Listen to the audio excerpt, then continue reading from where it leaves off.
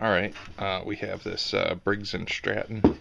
Um, this is the fuel tank, but it has a spot for the carburetor, which I already took it apart here, but this is part of the carburetor that goes on top here.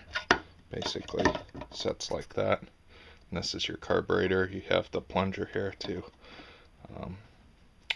basically prime fuel into it. With these type, the problem is after a while they don't really want to start, and the problem is there's a rubber membrane under here that dries out, and this video is basically going to show how to replace that. I've already scraped the gasket off, and in this little bag here is the old rubber gasket, and basically it acts like a little pump, this rubber gasket, and it helps pump the fuel from the vacuum. This is the part that wears out. Basically, if you can see kind of right there, this rubber piece, it just wears out from the ethanol and the gas, and usually once a year you have to replace it. So went to the store, bought a new one. There's the part number 795-083, Briggs and Stratton. It says it's made in America. One of the few things, I guess, still made in America. Yeah, as you can see, there's the new membrane, and there's the gasket.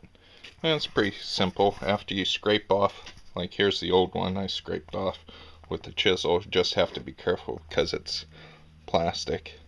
But you just line it up like the one that's on there, like that. And then there'll be two other pieces in there. This little mesh screen that goes over top of there, and it helps filter out if there's any junk inside of the fuel tank, it won't suck it up into the engine.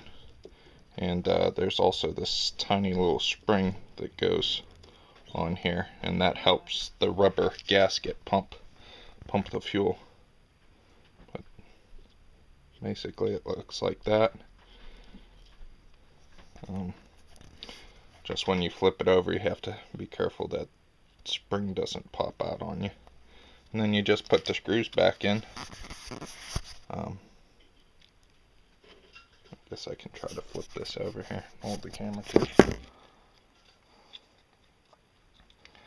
Probably something that might help you is if you put some of the screws in, it'll help line up the gasket and the rubber membrane too, like this. I'll show you here. See, there's one, but there's 5 screws. Basically line those up. I'm gonna just set that there while I do that.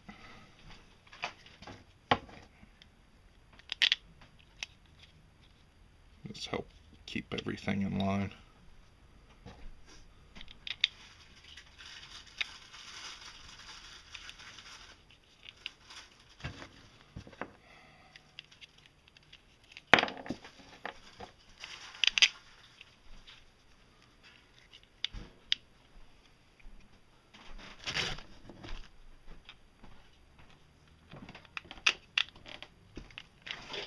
And it's a little tricky to do this.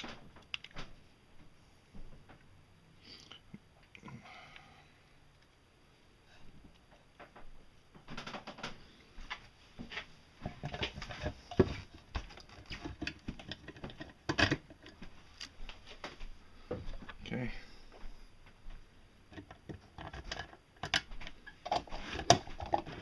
Let's see, we got it all there. Thing seems to be lined up, so just tighten the screws down here in a star pattern.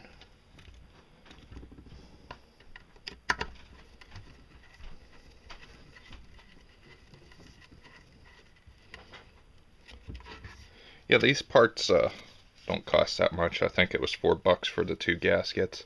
If you look on the internet, you might be able to get them slightly cheaper. I think Amazon, it was like $4.50 shipped or something. But it was just faster and easier to get it locally at one of the small engine repair places.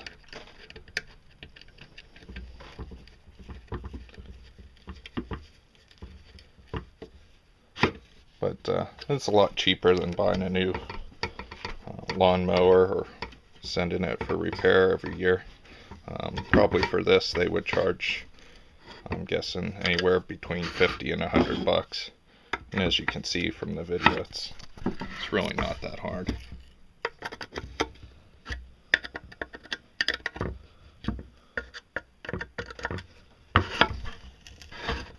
But there it is. Basically, the air filter will sit back on top of there, and this will go towards the engine. You might have to hook up the linkages here for the little ballast to help with the regulation of flow of fuel. But basically, that's all there is to it. It's pretty simple, pretty straightforward, and hope you learned something from this video. As you can see here, I had a spare one, and that's the one I showed on the video. But this is the one that has the replaced gasket, and we're going to take this other one off that has the issue and put this one in its place, and then it'll be good to go. It's a little rusty, but that's what the problem is with this one.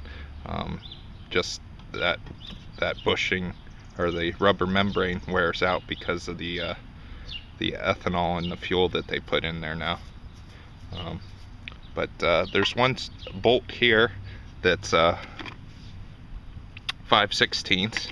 Then there's another one here I gotta find out. I think it's a little bit smaller than that one. And that one will probably be too small. Yeah. Okay, this one is my 3/8. So 3/8, and what was the other one? 5/16 and 3/8 socket you need, plus a flathead to take the filter off. I already took the filter off, but flathead to take the filter off, and that should be all you need for that.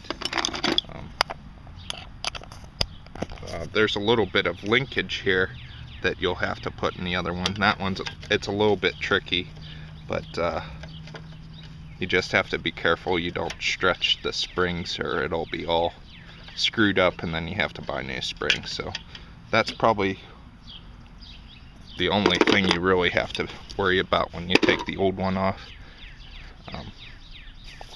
Probably having a rag would be good too. I didn't bring one outside, unfortunately. But see, here's the linkage. You just basically turn it and take it off. A lot of grass buildup right there. I think I am going to go get a rag and wipe this down. Try not to get anything inside the engine here, the engine port. That's where the fuel goes. But yeah, just, I guess, wipe it down a little bit before you put the new one on, or if you have one, you know, like this one I wiped down, and this one has all the grime and crud on it. So I'm going to get a rag, wipe it down, and then hook it up.